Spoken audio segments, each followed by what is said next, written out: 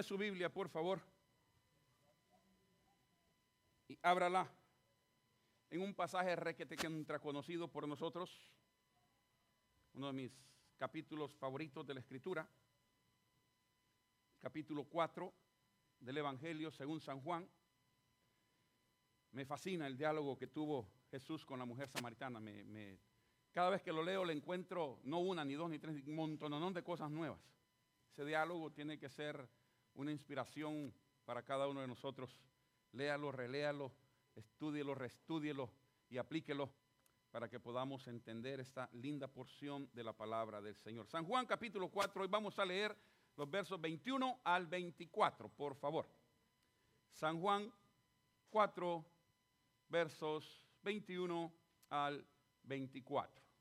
Todos lo van encontrando, se ponen de pie para darme cuenta que ya lo encontraron. Y puestos de pie leemos la palabra del Señor en esa reverencia a la misma palabra y a la presencia del Señor con nosotros en esta hora. ¿Cuántos creen que el Señor está aquí? Amén. Amén, qué bueno. Qué bueno que no estoy solo en eso. Leo la palabra del Señor y dice, Jesús le dijo, mujer, créeme, que la hora viene cuando ni en este monte ni en Jerusalén adoraréis al Padre. Vosotros adoráis lo que no sabéis. Yo tengo como 5 rayas rojas. En cada vez que lo leo las subrayo otra vez. Vosotros adoráis lo que no sabéis. Nosotros adoramos lo que sabemos, porque la salvación viene de los judíos. Mas la hora viene, y ahora es, cuando los verdaderos adoradores adorarán al Padre en espíritu y en verdad, porque también el Padre tales adoradores busca que le adoren. Dios es espíritu, y los que le adoran en espíritu y en verdad es necesario que adoren. Padre, bendícenos al escudriñar tu palabra. Confesamos nuestras faltas, nuestros pecados, aquellas cosas que hemos dicho, hecho o aún pensado que han ofendido tu nombre. Límpianos con la sangre de Jesús. Quiero ser, Padre, un digno expositor de tu palabra y un digno oidor de la misma, al igual que cada uno de nosotros. Que tu Espíritu Santo tome tu palabra y, Señor, la ponga en lo más profundo de nuestro ser, pero lo suficientemente afuera para que la vivamos constantemente. Te lo pedimos en acción de gracias por Cristo nuestro Salvador. Amén. Y amén. Pueden sentarse, hermanos. Gracias. Adorando de corazón. He escuchado no sé cuántos sermones en cuanto al tema tan conflictivo, tan controversial, tan espiritual y tan carnal como lo es la adoración.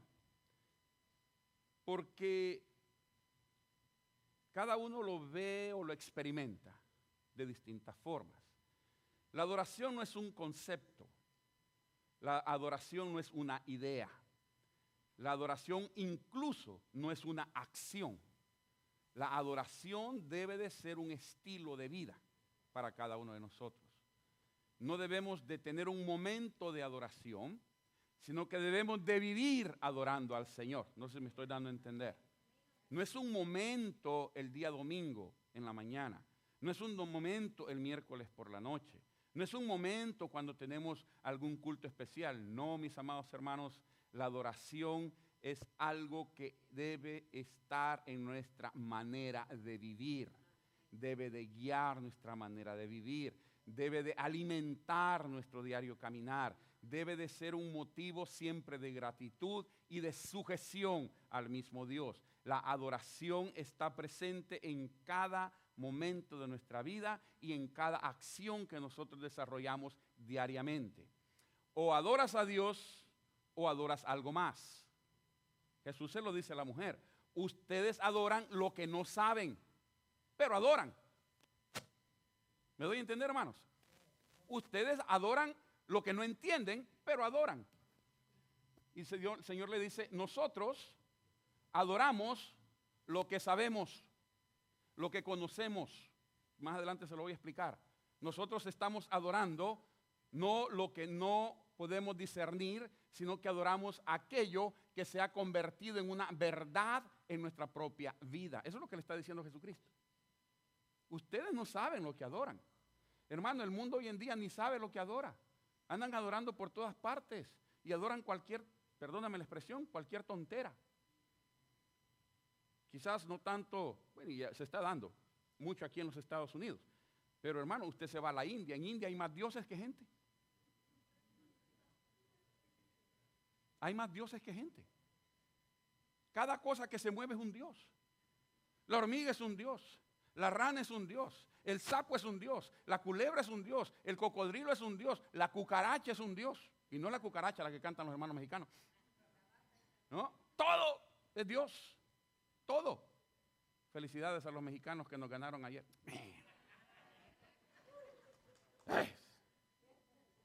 No les tomes en cuenta su pecado.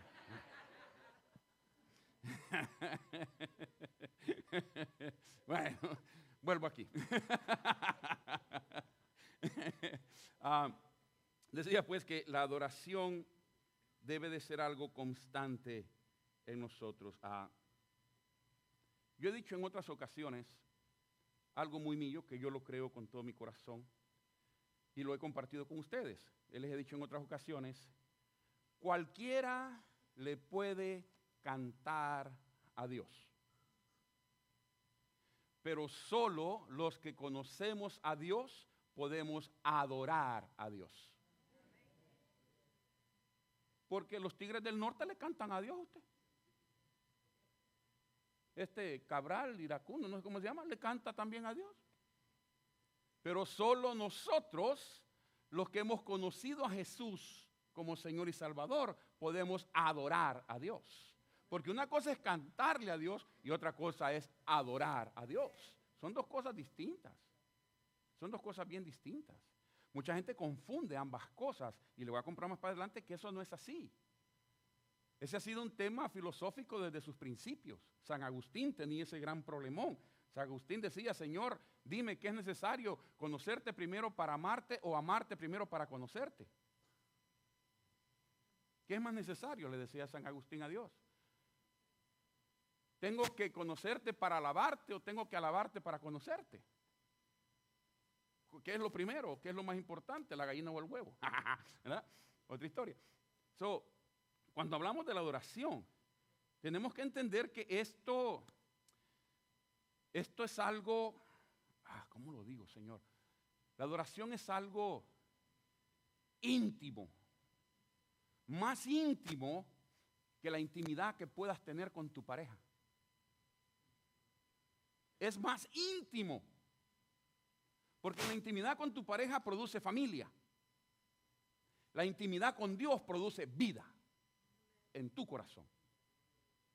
Entre más intimidad tienes con Dios, te digo esto, más amas a Dios y más saboreas el amor de Dios. Porque uno puede tener intimidad con, la carta a los Corintios lo dice Pablo, cualquiera puede tener intimidad con quien quiera y se olvidan después y se acabó el problema. Pero la intimidad con Dios te acerca a la santidad de Dios. La intimidad con Dios te da una nueva personalidad. Por eso es que a veces uno ve personas que están recién convertidas o que han tenido una vida muy distinta a la nuestra y han tenido un crecimiento distinto al nuestro. Y uno dice, pero ¿por qué? Es que este hermano tiene esa expresión en su rostro. No sé si usted conoce a alguno de ellos, pero uno les ve el rostro y uno se enamora de esa persona. Platicábamos con el hermano Raimundo, perdón hermano que lo use, pero ellos acaban de conocer a los pastores Esparza, gracias. De repente se me borró el cassette. A los hermanos Esparza, los que acaban de conocer en el retiro de parejas. Y ayer platicando con el hermano, me dice, en otras palabras, parafraseando lo que hablábamos, me dice, pastor, usted tiene razón. Uno conoce a ese hombre y uno se enamora de ese hombre. Tiene algo, me decía el hermano, tiene algo que lo hace distinto. Y le digo, así es, hermano. Ahora usted me entiende cuando hablo como un choriego y conmigo, que nos hemos enamorado de ese hombre.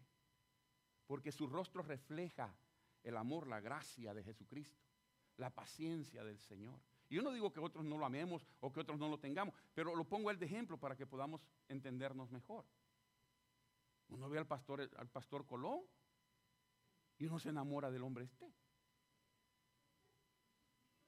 ¿Verdad, hermano? ¿No habrá algún otro? No. Sí. ¿Por qué? Hermano, uno no se enamora del hombre porque es hombre. Uno se enamora de aquel hombre porque es un siervo de Dios. Y uno ve el rostro de Jesucristo, la gracia del Señor, el poder del Señor, la palabra del Señor reflejada en aquel hombre. Y si usted ama a Dios, usted va a amar a sus siervos. No, alguien diga, aleluya. Así es. La Biblia dice, yo no puedo decir que amo a Dios y no aguanto al que tengo a mi lado. Espérame. Eso no es así. Eso no funciona así. Entonces, cuando aprendo lo que es la adoración, se lo pongo así. Ningún preso puede hablar de lo que es la libertad física, porque no la tiene. Pero el que está libre puede hablar de lo que es la libertad. Si nosotros no conocemos a Dios, ¿cómo vamos? No es que no podamos hablar de Dios, cualquiera habla de Dios, hermano. Pero es muy distinto cuando usted no habla solamente de Dios, sino que refleja a Dios. Entonces la gente entiende mejor el mensaje que usted le quiere dar.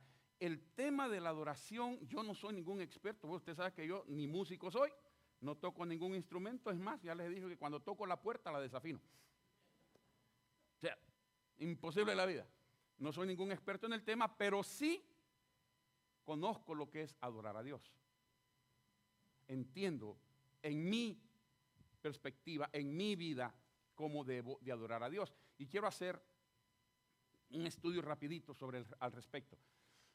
Muchos de ustedes que no tienen el privilegio de venir los miércoles, para un día el Señor les concede el privilegio de estar aquí los miércoles, no escucharon muchas veces lo que hemos hablado sobre la importancia de saber que en Egipto no se puede adorar a Dios.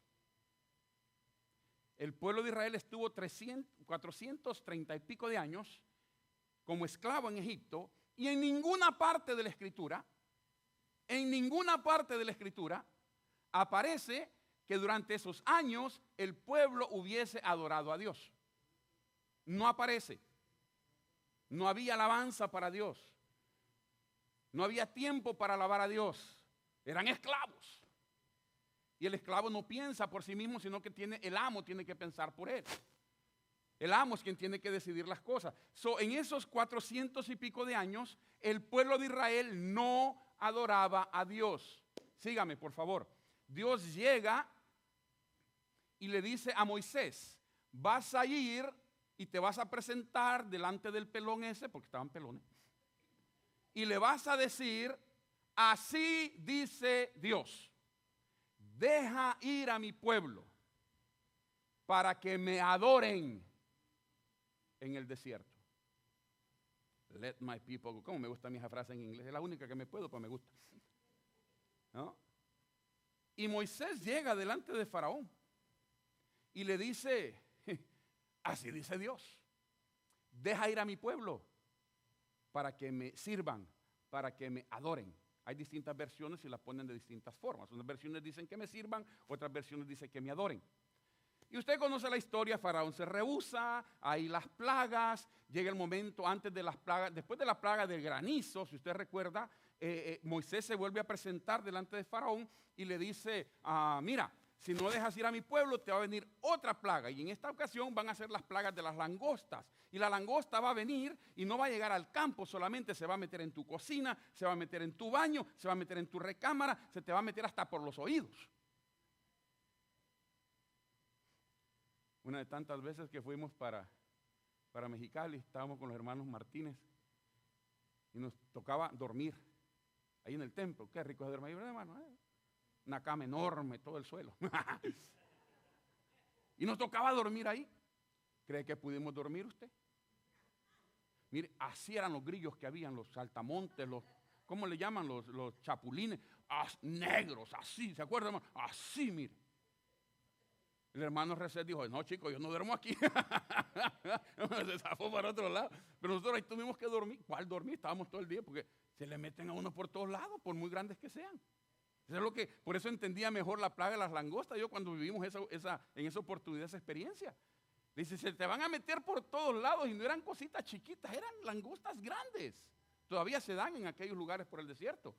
Llegan por bandadas y se acaban lo poco que pueda haber. Y Moisés le dice a Faraón, así te van a llegar las plagas y te van a llegar las langostas y se van a tragar todo.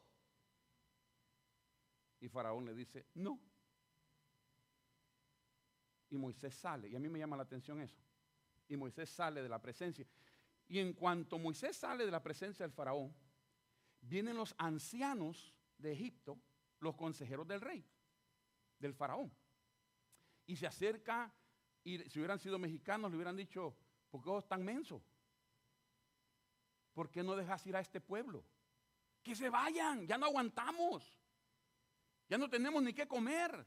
Si no me gusta esa frase que le dicen los ancianos al faraón, dice, por si no te has dado cuenta, como está viviendo en el palacio, ¿verdad? Encerrada, ya no se da cuenta de lo que sufría el pueblo. Pero los ancianos le dicen, por si no te has dado cuenta, Egipto está destruido. Búscalo ahí en Éxodo 10, después si usted lo quiere leer. Egipto está destruido, le dice. Y entonces como que Faraón reacciona y vuelve a llamar a Moisés. Y Moisés regresa con Faraón. Y entonces le dice Faraón, mira, vamos a hacer un trato, ¿no? Let's make a deal. Vamos a hacer un trato aquí. Le dice, váyanse los hombres a adorar a Dios. Y Moisés le dice, nope. Faraón le dice, ¿y quiénes tienen que ir?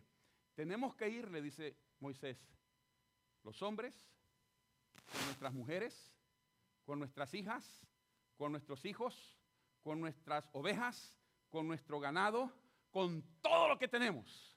Tenemos que salir de Egipto, porque no podemos dejar nada en Egipto. Si vamos a salir de Egipto, tenemos que salir completitos. Tenemos que salir de Egipto para irle a servir a Dios en el desierto. Ah, no, le dijo Faraón, entonces no se va nadie. Pues te va a llegar la plaga. Y así fue. Pero todo el pleito entre Moisés y Faraón es, let my people go. Deja ir a mi pueblo para que me sirvan, para que me adoren. Y es una frase que no mucho nos gusta a muchos de nosotros. A mí no me gustaba al principio. Porque la cuestión es que Dios le dice a Moisés, para que me sirvan en el desierto. No en un templo con aire acondicionado. Bendito Dios que yo no viví en aquel entonces. No es que vas a llegar a una ciudad y te van a estar esperando con piña partida y piña colada. No. Me van a ir a servir al desierto. Mi amado hermano, si tú crees que no le puedes servir a Dios porque estás pasando un desierto en tu vida, te equivocaste. Es en el desierto donde uno aprende a servirle a Dios. Es cuando ya no aguantas, cuando tienes los pies hinchados, cuando estás quemado del sol, de la fatiga de la vida. Es cuando tú dices, ya no puedo más. Es cuando Dios dice, ahora yo sí puedo en ti. Porque lo que tú no puedes hacer, yo sí lo puedo hacer en ti. Y por ti y para ti. Y entonces Dios nos levanta y entonces le servimos a Él. Con las fuerzas que Él nos da, le servimos a Él. No sé si me estoy dando a entender, hermanos. Para adorar a Dios, tenés que salir de Egipto. No se puede servirle a Dios en Egipto. Y fíjese usted, después lo busca en la Biblia, no me crea a mí, pero ahí está en la Escritura, después usted lo puede buscar. Cuando el pueblo sale, van en silencio. Ahí en mi pueblo, en Semana Santa, se celebra una procesión que se supone es para puros machos, varones masculinos. Y le llaman la procesión del silencio. ¿Se acuerda algún salvadoreño que participamos en eso? A mí me tocaba, tenía que pagar, creo que 5 colones se pagaban en aquel entonces por cuadra. Mire usted, si uno es medio mensado, había que pagar 5 colones se pagaban en aquel entonces por ponerme la estatua del Cristo con la cruz a cuestas y la llevábamos entre un montón. Entonces íbamos, ¿no? Llevábamos Y hermano, 5 pesos por cuadra teníamos que pagar. Y el curita bien alegre delante de nosotros, no nos miraba. Y nosotros ahí, con la gran carga encima. Mire, en la procesión del silencio, así le llaman. Va haciendo uno más bulla que otra cosa, pero todavía se le llama la procesión del silencio. Así salió Israel de Egipto, en silencio. Hermanos, se quejaron, lloraron, discutieron, se le voltearon a Moisés, se le voltearon a Aarón, al pobre Moisés la propia familia se le volteó, lo comenzaron a criticar, le comenzaron a decir, pero en todo ese proceso, en ninguna parte de la escritura, usted va a encontrar que hubo un momento de alabanza o de adoración a Dios. No lo hubo. Tenían el atrio, tenían el tabernáculo, pero no había adoración. Y eso viene incluso hasta después. ¿Sabe? Cuando Israel atraviesa el peor momento de su salida, el mar enfrente, el desierto atrás, las montañas a sus lados, ellos no conocen las montañas, están 400 y pico de años metidos en el desierto. ¿Qué van a conocer las montañas? El mar no pueden porque no pueden nadar.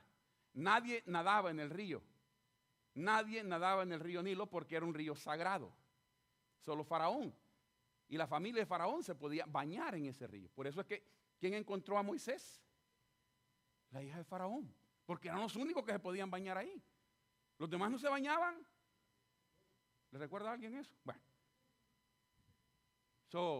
No sabían ni nadar, por eso es que el resto del mar no se podían meter para nadar, que se miraba a la otra orilla, pero no podían nadar.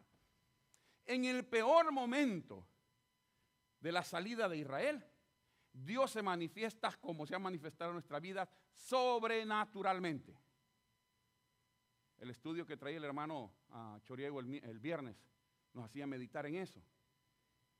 Y yo les decía cómo Dios se tardó 38 años en contestar la oración del pueblo para llegar a la tierra prometida, pero una noche bastó de oración, de vigilia, para que abriera el mar, para dejarlos pasar en seco. Ahí se manifiesta la gracia de Dios. Y después que ellos cruzan, espero que me estén siguiendo, hermanos, después que ellos cruzan y el ejército de Faraón se mete y de repente las aguas caen sobre el Faraón y sus tropas, hasta después de eso usted va a encontrar que María, la hermana de Aarón y de Moisés, tomó el pandero y comenzó a alabar a Dios. Hasta ese momento. Hasta ese momento. ¿Sabe por qué? Porque sepultado Faraón y su ejército y el mar que separa a Egipto del nuevo Israel, ahora sí podemos alabar a Dios. Pero en Egipto no se puede adorar a Dios. Tenés que salir de Egipto.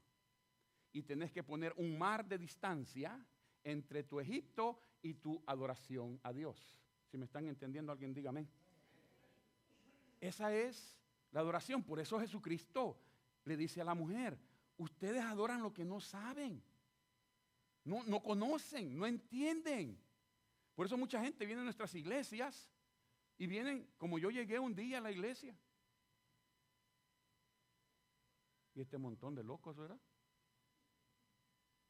Algunos lloraban y decían, la señora está pelada, decía yo. Y volteaba a ver los otros. Y cada alabanza que sacaban yo decía, esa es la de Cornelio Reina. Esa era de los Beatles. No, esa es una del cuarteto. O sea, yo le encontraba a cada alabanza, yo le encontraba la melodía a una del mundo. Ese era yo. Y volteaba a ver. Y ¿sabe por qué? No entendía. No entendía lo que estaba pasando. ¿A cuánto usted no ha invitado? Y se le quedan viendo. Como aquel que invitó a su amigo, ¿verdad? Y le dijo, vamos a la iglesia. Y se lo trajo a la iglesia y lo metió a la iglesia y estuvo en la iglesia y terminó el sermón y vino la invitación. No aceptó al Señor y se van para la iglesia, para su casa. Y de camino le pregunta el hermano al amigo, ¿verdad? ¿Te gustó la iglesia? No, está muy bonita, sí, está todo bonito. ¿Te gustó el sermón? Excelente. La música, buenísima. ¿Y qué es lo que más te gustó del sermón? Cuando pasaron repartiendo dinero. Ese chiste es para inteligentes. Va. O sea, no echó, sino que agarró. Cuando pasaron repartiendo dinero, es la parte que más me gustó, ¿no? no entienden, no disciernen. Por eso, para darle una verdadera adoración a Dios, tienen que conocer a Dios. Ustedes adoran lo que no saben, lo que no conocen. Pero nosotros, dice Jesús, adoramos. Ya parezco mujer arreglándome el brasier a cada rato, ¿verdad? Oiga, se me ve el elástico de lado. Bueno, está bueno. Vamos a de corbata mejor, ¿oíste? Está feo yo estar arreglando el brasier. Ahora las entiendo, hermano. ¿No? Ese es el punto. ¿Cómo no podemos adorar lo que no sabemos? No, hermano, hay que entender, hay que conocer a Dios para poder adorar a Dios. Por eso la invitación, siempre el esfuerzo, no solo de esta iglesia, sino de las iglesias. El Salmo 100 que hemos leído, no lo busque, pero que ya lo leímos. Quiero ir terminando con esta pequeña reflexión. No es mía, la leí y me encantó. El escritor explica los distintos lugares del templo, lo que nosotros hemos estudiado y hemos conocido. Está los atrios, el patio, está el lugar santo y está el lugar santísimo. Son las áreas del templo. Cuando uno va conociendo a Dios y uno comienza a adorar a Dios, tiene que pasar por esas 3 etapas para conocer la mejor adoración a Dios. No cualquiera entra al lugar santísimo, solo aquel que ha sido escogido para entrar al lugar santísimo. No cualquiera entraba al lugar santo, solamente los sacerdotes entraban al lugar santo. Pero al patio, a los atrios, podía entrar cualquier persona que no fuera mujer. Lo siento, yo no puse esas reglas. Son reglas de Dios. ¿No? Al patio llegan los que quieren ser escuchados, los que entran para dar gracias. Se lo pongo de esta forma, y en el capítulo 3-4 del libro de los Hechos, Pedro y Juan, en el nombre de Jesús, levantan aquel cojo de nacimiento, y dice la Escritura que se le afirmaron sus tobillos, sus pies, y entró al templo danzando y saltando, y entró alegre aquel hombre al templo, pero no se podía entrar así al templo, era una falta de respeto. Entonces la pregunta es, ¿a qué parte de la casa de Dios entró saltando? Al atrio. Ahí sí podían saltar, ahí sí podían alabar, ahí sí podían hacer todo, porque es el pueblo que quiere ser escuchado, tanto en su petición como en su alegría, porque ha recibido, en su gratitud a Dios. Ahí estamos todos los que le estamos dando gracias a Dios y toda esa cuestión. Eso es el atrio. Lo que estamos comenzando a tener intimidad con Dios. Porque cuando anda de novio todo es alegría. ¿No es cierto? La sacan a comer a cada rato. Aunque sea el McDonald's, pues la llevan. Ya de casados al patio. Si le va bien. Pero en ese atrio, todo es alegría. Uno mira a los hermanos, todos son ángeles de Dios. Todos son angelitos. Uno ve al hermano, uno ve a la hermana, por muy feo que esté, uno se le hace buenísimo, guapísimo. Bellísima la hermana. Todo el mundo es lindo. En el atrio, todo el mundo es lindo.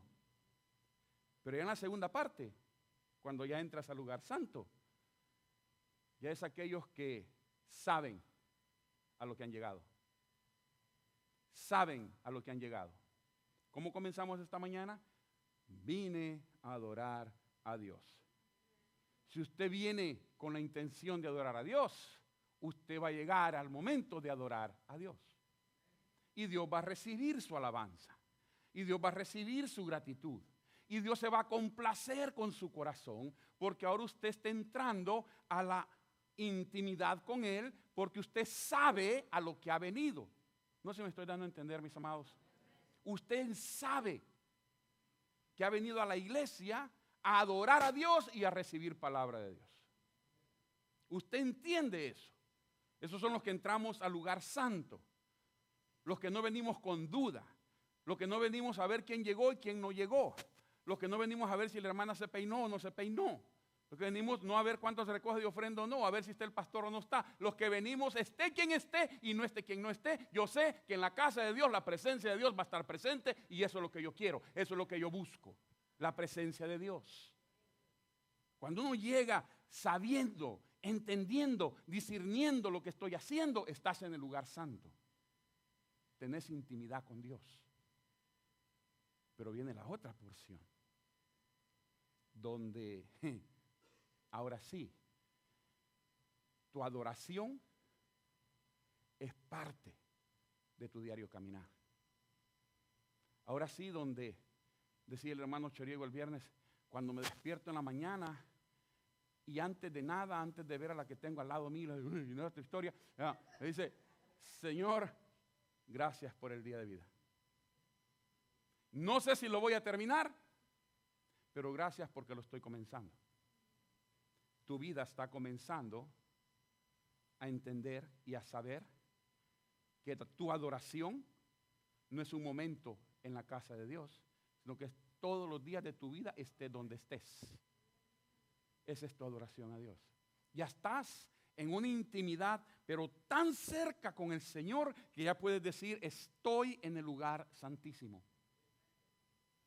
Ahora experimento la presencia de Dios. ¿Alguien puede decir eso? Yo experimento la presencia de Dios. No solo en la casa de Dios, sino en mi casa. Mi hermano, qué lindo es experimentar la presencia de Dios aquí. Porque aquí todo es bonito. Todos nos vemos guapos. Aleluya. Todos estamos bien. Pero llegamos a la casa y volvemos al mismo infierno de ayer. No. Sorry. No. Yo, como un hijo de Dios, como un hermano en la fe, como un siervo de Dios, rehúso creer que eso debe de ser así. No. Si Cristo está en tu corazón, tu casa debe de ser tu santuario.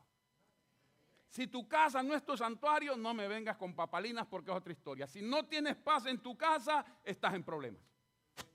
Estás en problemas. Mi casa es el lugar donde yo descanso. Y aunque trabaje en mi casa, descanso en mi casa. Porque no podemos. Si Cristo ha hecho el cambio en mí, se va a reflejar en mi casa. Debe de haber paz en mi casa. Yo no digo perfección, jamás. Pero debe de haber paz en mi casa. Por muy chiquito que sea el cuadrito donde vivo, debe de haber paz en ese cuadrito. Debo levantarme sin miedo. Debo de ir a la mesa sin problema. No voy a creer que me van a dar matarrata en el desayuno. No. Sino que voy a comer y voy a disfrutar y voy a discernir y voy a tener una buena digestión y voy a comer bien. Por muy salada que esté la comida, yo me la voy a comer bien. Y aunque sea café con pan, qué rica te quedó el pollo ahora mía.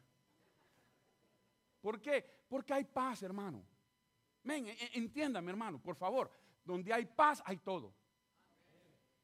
Donde hay paz, hay todo. Y donde no hay paz, te falta todo.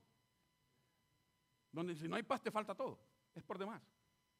Puede haber abundancia de dinero. Se lo pongo en palabras bíblicas, libro de los Proverbios.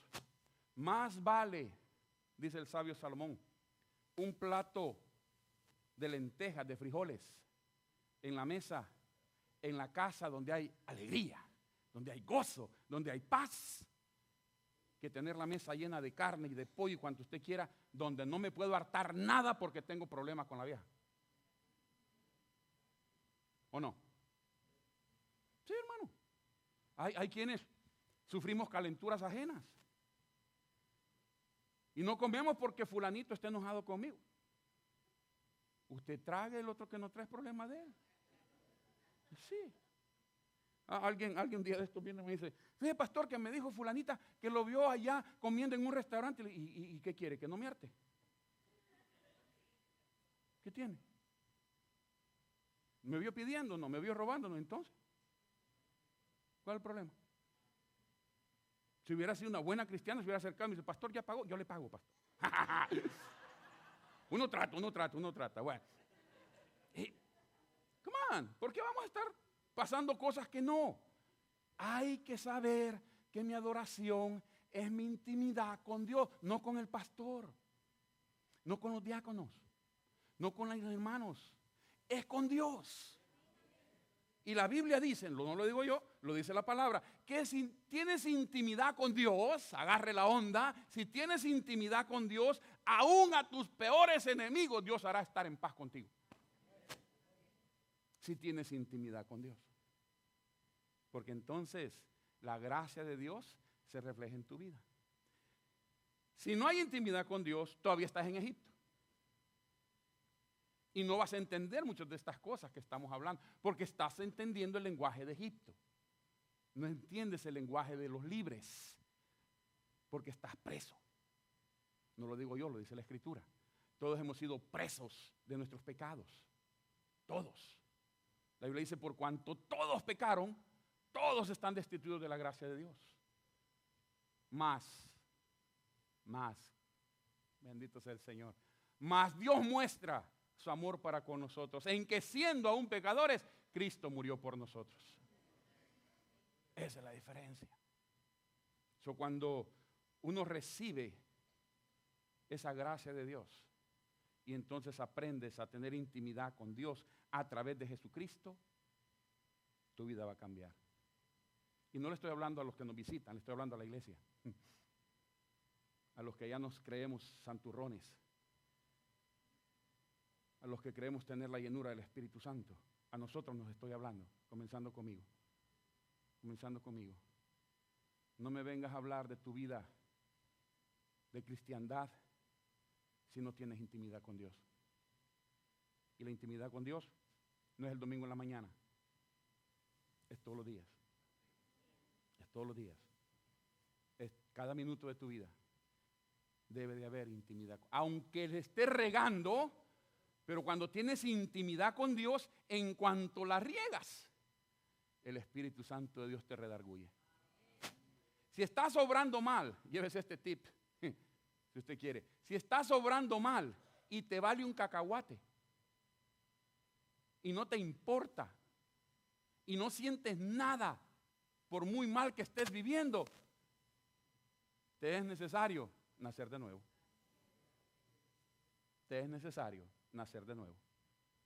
Porque cuando tienes a Cristo en tu corazón y en cuanto tú dices, ay, qué feo se ve el hermano Colón con esa barba. No se crea. Pero en cuanto dices eso, y Dios no te dice, ¿y a vos qué te importa pues? ¿Tenés envidia de los barbudos? Aleluya, ¿no?